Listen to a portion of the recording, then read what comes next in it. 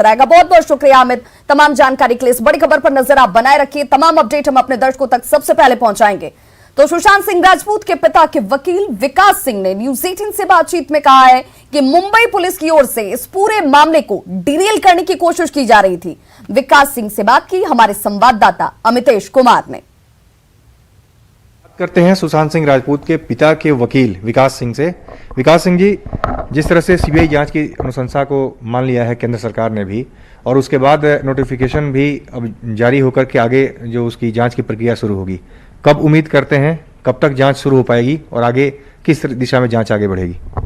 देखिए, मेरे हिसाब से एक बार नोटिफिकेशन आ जाता है तो फिर जल्दी से जल्दी बिहार पुलिस को सारा हैंडओवर करना होता है सीबीआई को।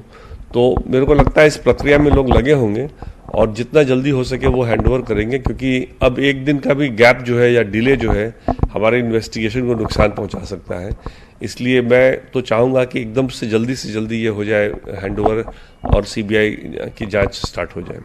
सुप्रीम कोर्ट का भी मैटर है, सुप्रीम कोर्ट ने महाराष्ट्र सरकार, बिहार सरकार सबसे जवाब मांगा भी है, तो आप कैसे देखते हैं सुप्रीम कोर्ट के फैसले का इंतजार होगा, उसके बाद सीबीआई अपनी प्रक्रिया शुरू करेगी या जांच अलग कर सकती है? देखिए, सुप्रीम कोर्ट ने कोई स्टे तो ग्रांट किया ही नहीं है, इसलिए सीबीआई बिल्कुल अपनी जांच प्रक्रिया को शुरू कर सकती है और जो कुछ भी उसको करना है इन्वेस्टिगेशन के दौरान वो सारा उसके लिए करने पे वो, क्योंकि सीबीआई तो सुप्रीम कोर्ट के सामने थी भी नहीं जब वो ऑर्डर पास हुआ, तो जो भी ओरल ऑब्जर्वेशन वगैरह है वो सीबीआई पे ऐसे भी अप्लाई नहीं करेगा। इसलिए मेरे को लगता है कि सीबीआई चाहे इसमें तो जो जितना जल्दी हो सके करे और जितना जल्दी जांच करके अगले सुप्रीम कोर्ट के तारीख तक सुप्रीम कोर्ट में सीबीआई भी अपना रुख रख दे सुप्रीम कोर्ट में तो बहुत अच्छा होगा। महाराष्ट्र पुलिस बड़ी प्रोफेशनल फोर्स है, लेकिन इस केस में पता नहीं क्यों, क्या रीजन है, क्या जस्टिफिकेशन है, क्या उनका तो बहुत महत्वपूर्ण जानकारी देते हुए सुशांत सिंह राजपूत के पिता के वकील विकास सिंह का यह बयान बहुत महत्वपूर्ण हो जाता है, जिसमें वो ये कह रहे हैं कि जैसे ही नोटिफिकेशन जारी हो गया उसके बाद अब बिहार सरकार की तरफ से बिहार पुलिस जो है ये तमाम जानकारियां जल्द से जल्द सीबीआई को देगी। और इसमें यह भी महत्वपूर्ण हो जाता है कि सीबीआई के पास ये तमाम तहकीकात की शुरुआत भी अब हो जाएगी और सुप्रीम कोर्ट में जब अगली सुनवाई होगी तो सीबीआई की तरफ से भी तमाम दलीलें रखी जा सकती हैं, जो इसमें बेहद महत्वपूर्ण और कारगर साबित होती नजर आएंगी।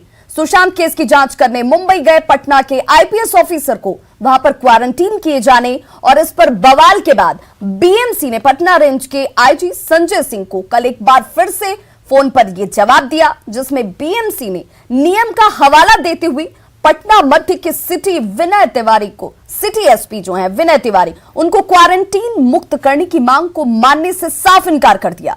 जिस पर डीजीपी गुप्तेश्वर पांडे ने न्यूज 18 से बातचीत में कहा कि इस बात की जानकारी सरकार को दे दी गई है, सरकार का जो भी निर्देश आएगा उसका अनुपालन बिहार पुलिस करेगी।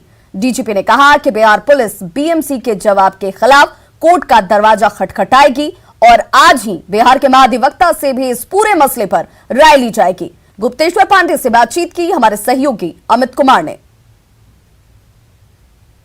हमारे अधिकारी विनय तिवारी जी मुंबई पुलिस को सूचना दे करके गए थे, सीनियर एसपी ने उनके जाने की सूचना दी थी, पत्र लिखा था, आईपीएस मिस में एकोमोडेशन का अनुरोध किया था और मैंने भी वहाँ के डीजीपी को एसएमएस किया है और उसमें यह स्पष्ट लिखा है कि सिर्फ 3 दिन के लिए अनुसंधान को दिशा देने, कोऑर्डिनेशन के लिए हो जा रहा है।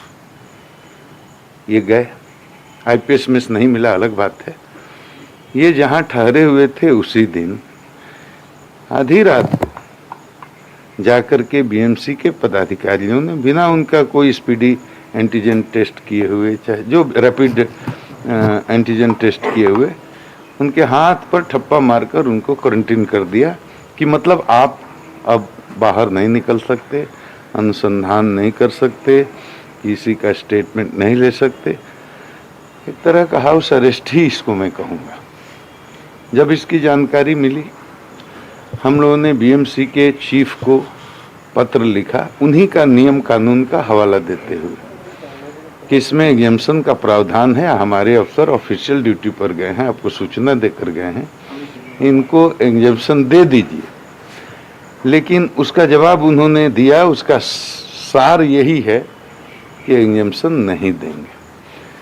कल देश की सबसे बड़ी अदालत में, माननीय सर्वोच्च न्यायालय में, जब सुशांत मामले की सुनवाई हो रही थी माननीय उच्च न्यायालय ने ऑब्जर्व किया कि ये जो क्वारंटीन किया गया है बिहार के आईपीएस अधिकारी को मुंबई में, वो गलत है, वो अनप्रोफेशनल तरीका है।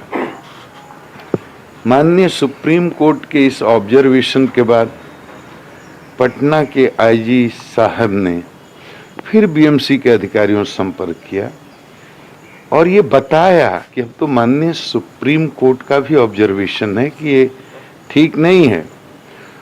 उसके बाद भी कोई सकारात्मक जवाब नहीं मिला।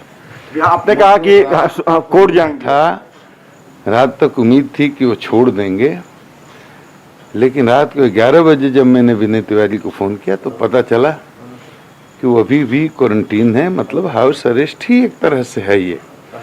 अब सवाल है कि इसके बाद क्या करना है, तो हम अपने सरकार को ये बता दिए हैं। महाधिवक्ता से आज राय लेंगे, उसके बाद में आज भर और इंतजार करेंगे।